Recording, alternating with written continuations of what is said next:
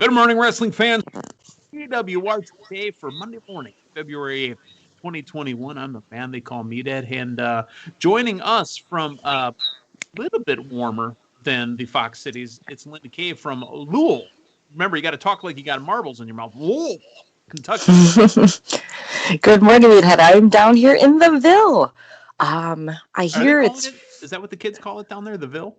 yeah, Okay. yeah. I had it confused. I know the Lou is St. Louis, but the Ville is Louisville, Okay. and I hear that it's a little tad bit warmer down here than back home in Wisconsin. Yeah. Wisconsin. Oh, I'm telling you, the icicles are forming in the den here, in the studio, in the PWR Today studios. There's ice forming on the walls as we speak, like a little old lady with a blanket wrapped around my legs in here. Mm, all right. Well, But hey, I'm feeling a little bit better now. The football season is over. Now, granted, the football season for you and me ended 2 weeks ago, but there was about 50 million other people that cared about a game yesterday. It's over. It's done. The 24/7 champion and his little boy toy friend from New England are the world champions of football. And I'm glad it's over. Here's what I took away from that and why I bring this up. And we'll get to the sponsors in a second. Linda, while watching the Super Bowl yesterday, you know what I looked at? I'm like, wow, look at this building. They're going to have WrestleMania here for 2 nights in just a couple months. This looks good. This looks real good. Because what they did is the seats that could not be occupied by actual people were filled with the cardboard cutouts. And then they had the people sitting around the cutouts. It looked good. I tell you what, I'm excited for WrestleMania.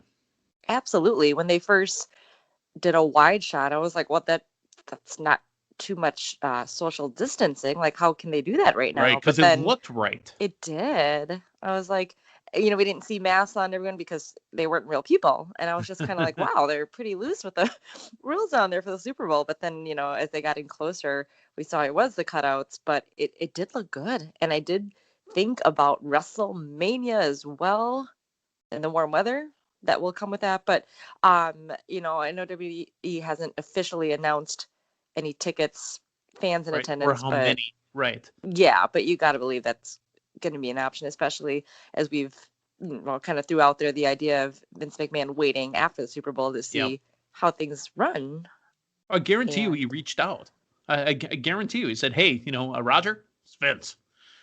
I see you're putting on a show down there at exactly. Tampa Bay. We're going to be down there in April. I'd like to see what you do and tell me what didn't work, what did work, and I'd love to be able to do the same thing.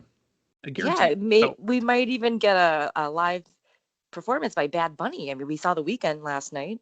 yeah. I The personally didn't watch that. I had no interest in it, but I heard they had underwear on their face.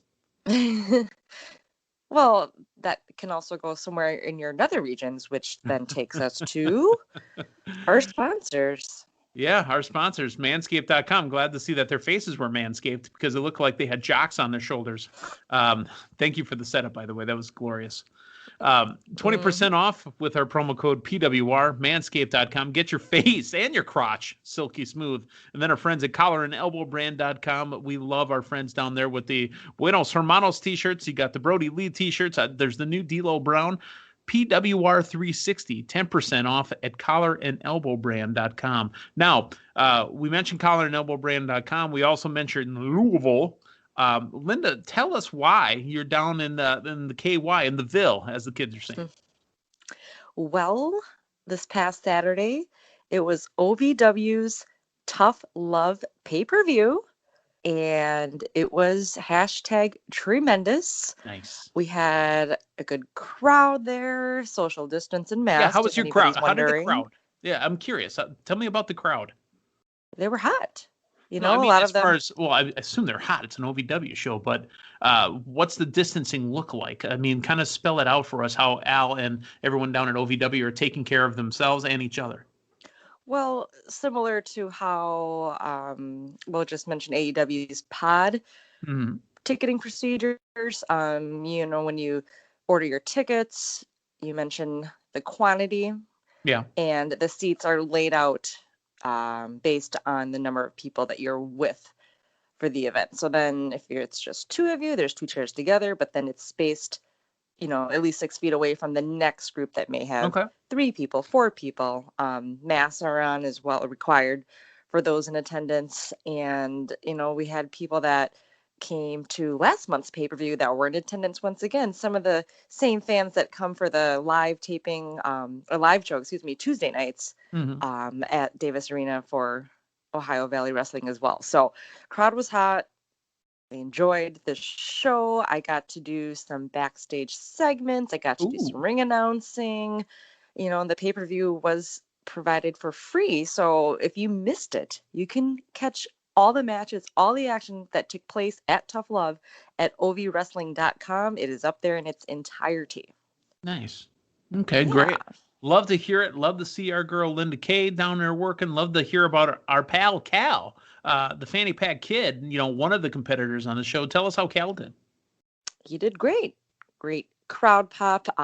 He got to do a little Macarena spot Macarena in the ring. Yes. So, our pal Cal, as you said, just amazing how much he's growing and just doing so well inside the ring, outside the ring. Good. He is a true rising star. What did I see on the socials? I saw him doing the Al Snow workout with like the long rod and what's that, a weight at the edge of it? Yeah. We've got the tools here to make sure that all of us keep in tip-top shape here. Different weights, the mace, kettlebell for me. That's what I like to do as far as weights go when I'm not working out at home. So I like to hit the cowbell. We're taken care of well here. The cowbell. Yeah. Shake weights, those kind of things. That was a weird year in college. I don't use the shake weight anymore. Okay. I got you. No, the man that called Meathead still has to work on the cardio first. So, it's treadmill time for me. So. Mm-hmm. But hey, so our pal Cal did everything. What was the main event down there? We had a 6-man tag match that took place. Friend of the show, Mr. Pectacular, Jesse Godders. Ooh, Jesse. Teamed up with Tony Gunn and Omar Mir, who's the OVW heavyweight champion. Okay. And they faced some members of the LOB, the Legacy of Brutality. Some shenanigans took place. I don't want to give away everything. Again, you can catch it ovwrestling.com. Perfect. All right. Well, hey, it sounds like it was a good show. I hear that things are going so well for you. You might be down there maybe again. Yeah. I think, I'll extend this trip to the Ville. We got the live show Tuesday nights, and we do stuff for the Overdrive show, which airs on the weekends. So we'll see what's going on. But, it's been a great time. And, Uncle Al, great hospitality. And, how many trips to the Waffle House did you make? Not one yet. But me and Dave did say we definitely have to do one and make sure we get some pictures to send to our pal, Damian Nelson, just because we've had so many memories over the years, shenanigans, if you will, at various Waffle Houses across the country. Now, when you go to the Waffle House, do you play music in the jukebox? And, we got to talk to Matthew Thomas about this. He says that there's different music types if you cross the Mississippi River. Like the Waffle Houses across the Mississippi River are different than the ones on the east side of it. We'll have to ask the real Matthew Thomas. Yeah. I've always, I'm kind of jealous. I've only been to Waffle House once in my entire life, just once. And I went during the morning, so I feel like I'm missing out on just the Waffle House experience. I've always been a White Castle guy myself. If Harold and Kumar would have done Harold and Kumar go to the Waffle House, I probably would be more into Waffle House than the White Castle, to be honest with you. Well, we also don't have Waffle House up in Wisconsin, so... No.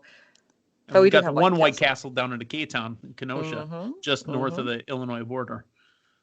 Yeah, it's not like Waffle House is available in the freezer section at your local grocery store. Right. Okay, well, enough of the shenanigans going down in the Ville. I'm glad that everything's going great down there for you. Thank you for calling in this morning on a very cold Monday morning. But let's talk about Smackdown from last Friday. And you say you saw, yes? Yes, of course. I got to keep tabs and everything, Okay, well, let's talk about keeping tabs on Edge. Roman thought he was in the building. at the beginning of the show, and Paul had to let him know. Apparently, Edge isn't here yet. That did not make the head of the table very happy. Your thoughts on the opening segment? We saw Jay back again. I believe Jay was scratched from the Royal Rumble due to injury, but head of the table not happy with Edge's mind games.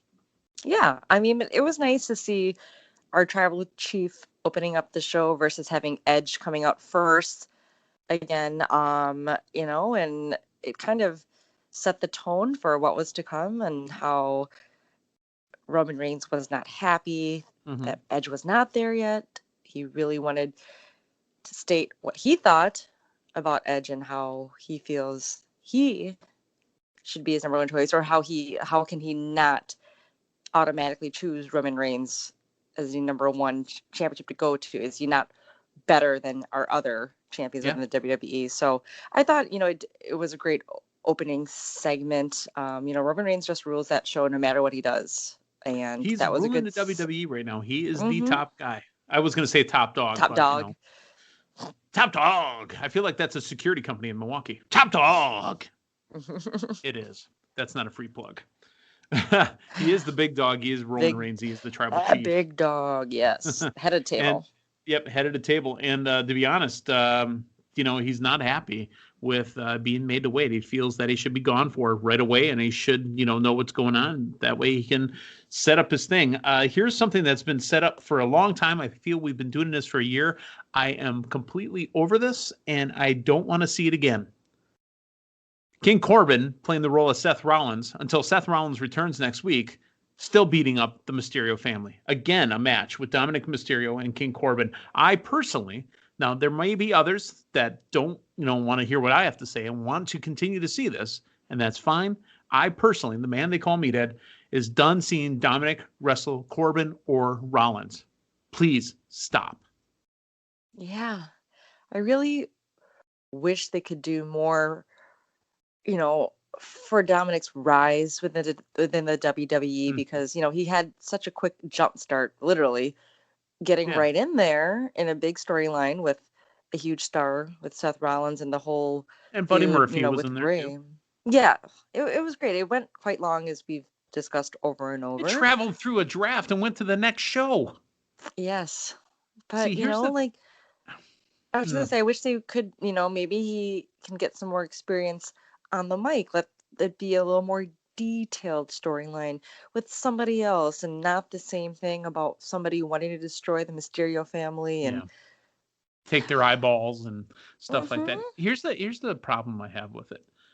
I understand. So we broke this down. This is back when we were still doing the Super Show. This is back when we were still, doing the 5 or 6 person show. When we had, everybody from the Solid Monster and everybody else on the program, and Drew Bay and everybody else. We talked about it. The reason that Mysterio was in there with, say, Seth Rollins and Buddy Murphy, he was comfortable with those guys, right? They worked out their stuff. Excuse me. They worked out their stuff, and they had a nice flow. It seemed a little different when they put Dominic in with somebody else. Now, I know King Corbin, Baron Corbin, has been around. What has he been around now, including NXT? 7, 8, 9 years, maybe? It's been a long time. Been a long time. I don't consider him a ring general, but he's no slouch, right? I mean, he can hold his own in the ring. However, how is Dominic expected to grow if he's not working with somebody else? Right. Or again, just given more of a vocal role. Right, because we got to assume that Baron's calling a match, or Seth was calling a match, or Buddy was calling a match, or, if his dad's in the ring, his dad's calling a match. But Dominic has to have room to grow. This is where being a famous lineage type person, Dominic having his dad right there with him is going to hurt him, even though being there with his dad helps him. But this part is where it's going to hurt him.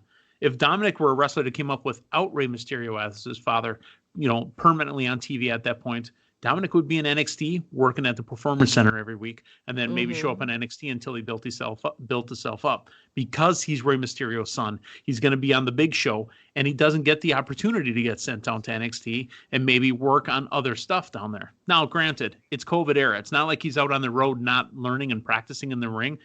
They're all around Tampa, or they're all around Orlando, wherever they're, because they're at the Tropicana Field right now.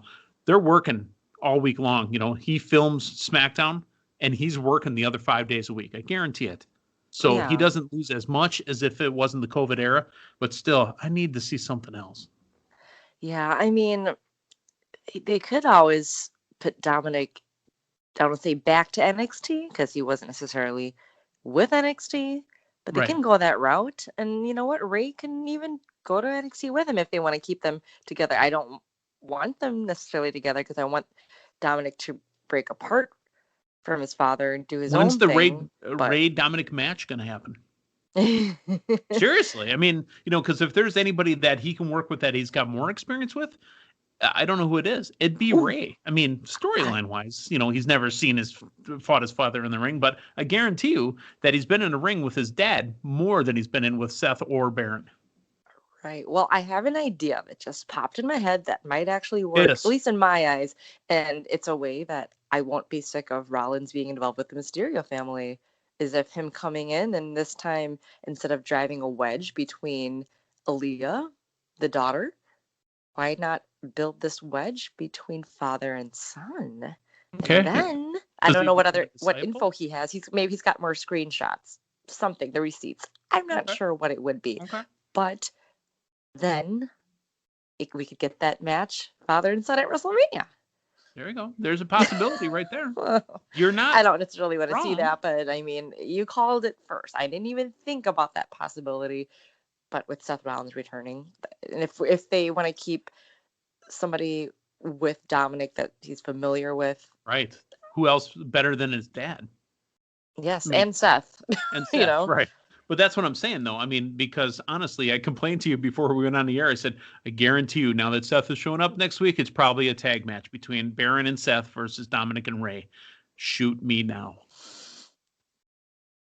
I don't want to see it. Let's move on from this because I don't like being so negative about stuff. Let's talk about Cesaro and Daniel Bryan. What happened to Cesaro's head? I missed it. You said you missed it earlier. What happened to Cesaro's head? He was bleeding kind of bad. He had a big blood spot on the back of his head, backside. hmm yeah, I mean, the two of them, I mean, you're going to get a great match between two solid talents. I mean, Solid obviously, strikers. I really do yes. think that they're both strikers. And, Daniel Bryan just getting what do you, does Cesaro have a name for the swinging? The Cesaro swing? It's the big swing or the Cesaro The swing. Cesaro swing, yeah. I But mean, he got him to man, tap out to the sharpshooter. yeah. And the fist pump at the very end, Fist bump, yeah, that was and then a couple winks at the end. So Cesaro's, I don't like to use industry jargon often because I just feel I sound like an idiot when I say it, but I believe Cesaro is what's called a mechanic. Okay, I mean this guy is probably one of the best wrestlers in the world, and he knows how to work. Maybe personality wise, he's not gone to the top because of this, that, or the other thing. But I mean, I can watch a Cesaro match any day of the week. yeah. I agree. So, I mean, it's been kind of weird between or the last couple weeks with Cesaro and with Shinsuke Nakamura. Mm-hmm. They're turning face, both of them. It seems like kinda. Are they going to keep them as a tag team? I don't know. Who knows? I mean, where are they going? The Royal Rumble, we saw, Cesaro and Sheamus kind of stare at each other. Whoa, whoa, whoa. All right, let's work on something. And then turn on each other and then come back to be friends. So a little acknowledgement there of the bar, but then they moved on. Bayley and Ruby Riott. We got a bit of a story here about Bayley. I missed this. You said you missed it, but saw it, but we didn't really think about it. At the Royal Rumble, you said you did notice that something was written in the back of her head, right? Well, I heard them, or Bayley was saying this to the commentators, and it wasn't directly into a microphone, but she said, I've got coal on the back of my head. And I think I said this during our post show. I was trying to bake some brownies, and I was kind of in the kitchen during that, and I wasn't fully in front of my TV screen, but I heard her say, I have coal on the back of my head. So in my mind, I thought she meant she put coal, like Christmas coal, because, like charcoal, like there's charcoal toothpaste now, charcoal this, charcoal that. Maybe it was a charcoal hairspray. I'm not sure, but I didn't realize what it was until what you just told me a little bit ago. I don't follow most people on the socials. I mean, I don't need to. That part's not for me, but Apparently on Royal Rumble Sunday, Bayley tweeted it out. She shaved the name Cole in the back of her head. Now, the story goes, according to Corey Graves, that they were both in the barber chair, I guess, whatever you want to call it. Not the Brutus the Barber beefcake chair, but in the barber chair, at Tropicana, because there's obviously a barber shop there. They have wardrobe, makeup, whatever, if you need to get your lines cleaned up. Bayley's sitting next to Corey Graves, and she asked Corey, what should I get shaved in the back of my head? I've been doing this lately. She goes, I'm thinking about putting Michael Cole's last name in the back of my head. He goes, oh my God, you should do that. And she goes, yeah, because he's going to be calling a women's battle royal. So I'll be, kind of a rib on him. Cole wasn't calling the women's battle royal or the Royal Rumble. And then secondly, Graves totally forgot to mention it. Oh yeah, you should do that. Go ahead. Oh so my gosh. She did it. And he wasn't even in the match. I think the phrase I think she messed up on the execution of it. I've got Cole in the back of my mind. Should have been what it was. And actually shaved Cole in the back of her head. But, oh well, it's funny to me. And it's funny to everybody but Bayley. Bayley's a little hot. But, I mean, you keep shaving the back of your head like that's going to grow back in a couple of weeks. So don't sweat it. Yeah. Have you ever shaved anything, anywhere? Any names? You ever gotten any tattoos with any names on it? Anything like that? No, I'd rather not. And as far as shaving any part of my head, no. I remember there Did you was use your manscaped.com tools? I was just going to say, Manscaped was not around when I was in middle school because when I was in middle school, there was a trend where girls would shave like the bottom of their head. So you put your hair in a ponytail and then you have this like short portion, kind of like similar to what Bayley did. But anyways, that's the professional Karen look is what she has. She is the Karen of the WWE. She wants to speak to your manager. Especially after getting Cole shaved in the back of her head. On the ribs, well, she wants to talk to Corey's manager. Mm-hmm, exactly. Bianca Belair is the winner of the Women's Royal Rumble, and she has yet to announce who she's going to be taking on. There was a lead-up, a kind of a hint that she would go for Sasha. I mean, she's out there battling stormtroopers and bounty hunters, and she's, the legit boss. She's going to be the race starter for the Daytona 500 on Fox. Well, Reginald came out. Carmella came out. Sasha's holding the belt up, and Reginald gets beat down. I mean, it's almost like the Good Brothers when they were in WWE. What was their favorite thing to do? Beat up John Cena. Well, now their favorite thing to do is beat up Jon Moxley. Apparently, Sasha's favorite thing to do is beat up Reginald. Yeah. I'm not over that yet. I want to continue to see it. That's because, we keep getting something more unique from Reginald. More Reginald's talking. Is he English? I would say French, because he's a sommelier. Okay, it could be French, or is it a French accent that he's doing? I mean, it could just be Reggie from 27th and, Burleigh. I mean, we don't know. Right. But he's still quite entertaining. And very entertaining. Makes us laugh. And again, they deserve the spot they're in, too. I love it. It's good TV. Yeah. Okay, well, she hasn't decided yet. It could be Asuka. It could be Sasha. But I think that Reginald and Carmella are going to try to push Bianca Belair towards Asuka, so that way they have a clear path towards Sasha, maybe at WrestleMania. Ziggler and Rude defeat Otis and Chad Gable. Yeah! Commentary done by the Street Profits. Your thoughts on the Street Profits doing almost video game-like commentary? Well, yeah, it kind of reminded me of how New Day would get their own commentating table and get to take over on commentary. I thought it was different. I thought it was fine. I mean, they're quite entertaining themselves. They used to come out on Raw and join the commentators at the table as well. So specifically, it reminds me of one time that King was still on Raw, and I think it was Dio Madden. But the Profits came out, and King literally, as polite as he could on a live mic, said, "Guys, sit down and shut up because you're annoying the bejesus out of me." Do you? This is when the commentary table was pushed way back. But the difference was, they were not on site, so like you said, it was almost like a video game kind of spot there. But this just kind of shows that there'll be something more between Street Profits and the Dirty Dogs. We'll see. I mean, if they get the titles back from them, I'd be good with that as well. Well, again, the Prophet's currently injured. And if you didn't hear the big news on Friday, Linda, did you hear? I did. The Prophets are injured. Well, specifically, Dawkins is hurt. They have been dropped from the team they call Meatheads. I will lose 25 points, and I pick up a man they call Sting! Sting! Now, the plan will work out perfectly after the pay-per-view if either Kenny Omega, Adam Page, or Sting get hurt. Because I'll be dropping them instantly right after that.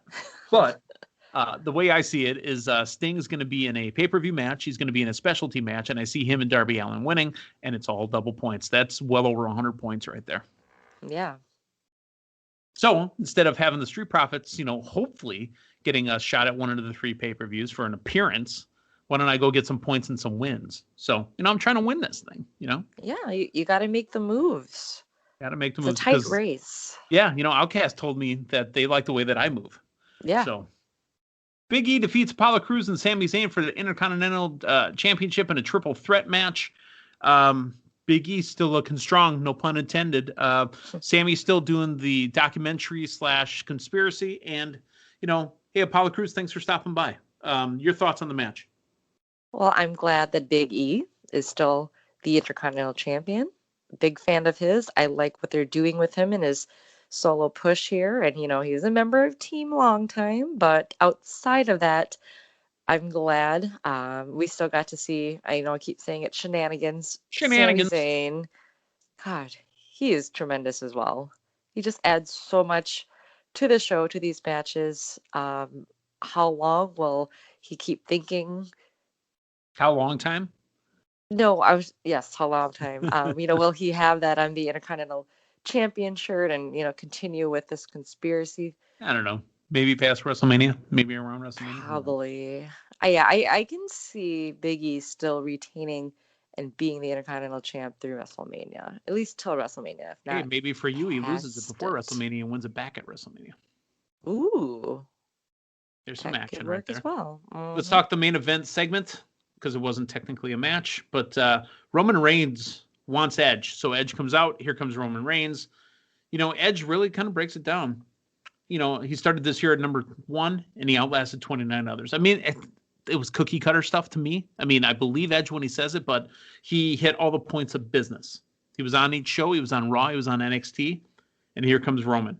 The whole twist of this is as he's getting ready to talk to him, he kicks Jey Uso out. He says, I'm renting space in your head. That's what you got your boy down here. Jey Uso just pacing back there. I mean, it was kind of funny, actually. But the second Uso leaves and the second Heyman goes outside and stands outside the corner, in the on the turnbuckle or on the ring post, Kevin Owens shows up, stuns Roman Reigns, and Edge goes, and that's how we go off the air. How did you think it went? Or what did you think it went? Or what did you think it did? Boy, let me try that again. What were your thoughts and feelings on the final segment of SmackDown? Oh, wow. I like seeing Edge and Roman Reigns in the ring together because that's what I want to see as far as WrestleMania goes.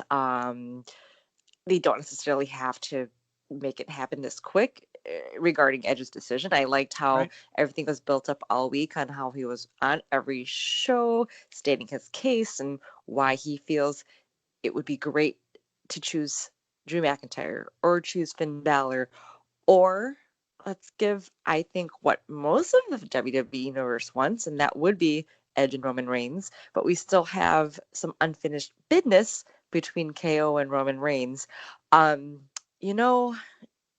I didn't like how the match ended between Reigns and KO at the Rumble, but I kind of wanted to move forward from that because I do want to see something build more between Edge and Reigns, but we still got time till Mania for that to happen. So I guess why not keep something strong going between Kevin Owens and Roman Reigns? And, Reigns won up to Kevin Owens, retaining the championship at the Rumble, and now it's KO's turn to one up Roman Reigns. So I just wonder this week on SmackDown, the roles reversing, some more damage in KO. What other place inside Tropicana Field can he jump off of, or throw someone off or I was going to say, I do forklifts. remember him saying when they announced Tampa Bay in 19, he said in 20, he saw the ship and goes, I'm jumping off of that. That didn't obviously happen, so he jumped off the WrestleMania sign, but I'm pretty sure he still wants to jump off the WrestleMania sign at Raymond James. I'm sure he will. But would that be against Roman Reigns? I don't know. So something. We've still got 2 pay-per-views left for WWE. Months away. Yeah, we still got 2 pay-per-views left. We've got the Elimination Chamber, and we've got Fastlane yet. And, coming up next week, Sunday, is NXT's, what is it, Vengeance Day? Vengeance Day, yep. Yeah, Vengeance Day. Yeah, St. Vengeance Day. Well, that is the week or the Sunday or the Monday or, that is PWR today in a nutshell right there. We went a little long, but so what? We went a little long time with Linda Kay. Is that okay? For Linda Kay, in my eyes. That's right. My eyes too. And everybody else that's listening. For Linda Kay, I'm the man they call Meathead. Hey, thanks for stopping by. So long, everyone.